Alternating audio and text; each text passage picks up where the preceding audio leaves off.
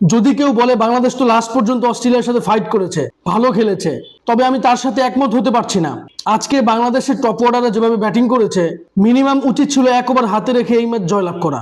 তবে আমার কাছে মনে হয় নাথান এলিসের 16 নম্বর ওভারেই 2 রানে শামীম হোসেন পাটোয়ারির উইকেট যাওয়াটা বাংলাদেশের হারের কারণ। ম্যাচের সেই টাফ মোমেন্টে আব্দুল গাফফার সাকলাইন নেমেই প্রথম বল ডট খেলেছেন। এমনকি 19 নম্বর ওভারেও আব্দুল গাফফার সাকলাইন 5 বল খেয়েছেন। তিনি মোট 11 বলে 13 রান করেছেন।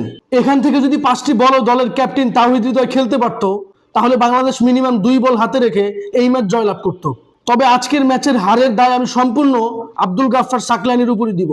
কেননা আজকে শুধু ব্যাট হাতেই তিনি ব্ল্যান্ডার করেননি, বরং বল হাতেও তিনি যা তা করেছেন। আমি বলবো বাংলাদেশ ইজি জয়লাভ করা ম্যাচটা হেরেছে।